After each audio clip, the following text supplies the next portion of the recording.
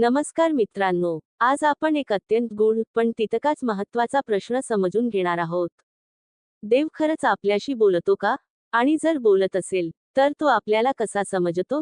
त्याचे संकेत काय असतात? 1. देवाशी संवाद म्हणजे नेमकं काय? आपण रोज देवाची पूजा करतो, प्रार्थना करतो, नाव घेतो. पण कधी असा विचार केलाय का? आपण देवाशी बोलतो, पण देव आपल्याशी बोलतो का? उत्तर आहे, हो, देव नक्कीच आपल्याशी बोलतो. पण तो आपल्यासारखा आवाज करून बोलत नाही. तो शब्दांनी नाही, तर संकेतांनी, अनुभूतींनी आणि परिस्थितींनी बोलतो. 2. देव कशा प्रकारे आपल्याशी बोलतो? देवाचा संवाद हा नेहमी सूक्ष्म असतो. तो पुढील प्रकारांनी आपल्याशी बोलतो. 1. मनातील आवाज. कधी कधी अचानक आपल्या मनात एक विचार येतो. हे काम करू नकोस. किंवा हेच योग्य आहे. तो तुमचा स्वतःचा विचार नसतो. तो देवाचा मार्गदर्शन करणारा आवाज असतो. पण अट एकच, मन शांत असलं पाहिजे. 2. स्वप्नांच्या माध्यमातून. काही वेळा देव आपल्याला स्वप्नात संकेत देतो.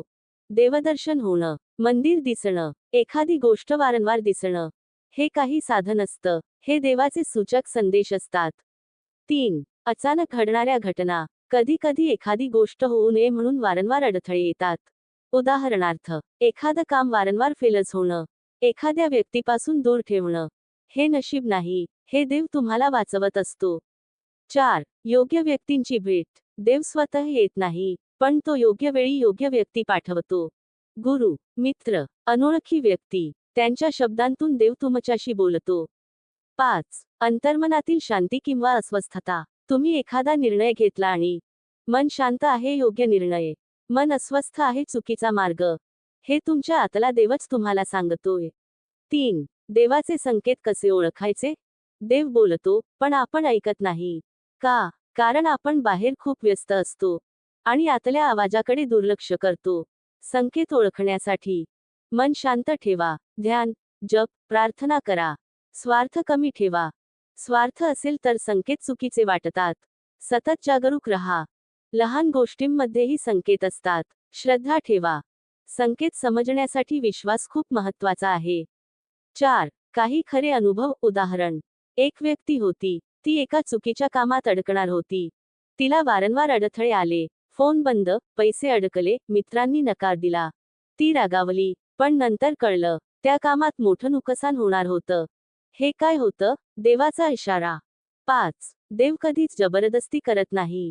देव आपल्याला मार्ग दाखवतो, पण निर्णय आपल्यावर सोडतो. म्हणूनच संकेत मिळूनही काही लोक चुकतात. 6. देवाशी संवाद वाढवण्यासाठी काय करावे? रोज प्रार्थना करा, नामस्मरण करा, चांगले कर्म करा, सत्य बोला, अहंकार टाळा. जितकं मन शुद्ध, तितका देवाचा आवाज स्पष्ट. 7. महत्वाची गोष्ट. देव मोठ्या गोष्टींमध्येच नाही, तर लहान गोष्टींमध्येही बोलतो. एखादं वाक्य ऐकू येणं, एखादं गाणं अचानक लागू पडणं, एखादा विचार वारंवार येणं, हे सर्व संकेत असू शकतात.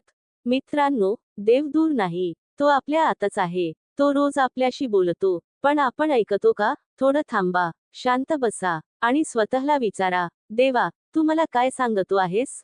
उत्तर नक्की मिळेल. जर तुम्ही मनापासून देवाशी जोडले गेलात, तर तुम्हाला शब्दांची गरज पडणार नाही.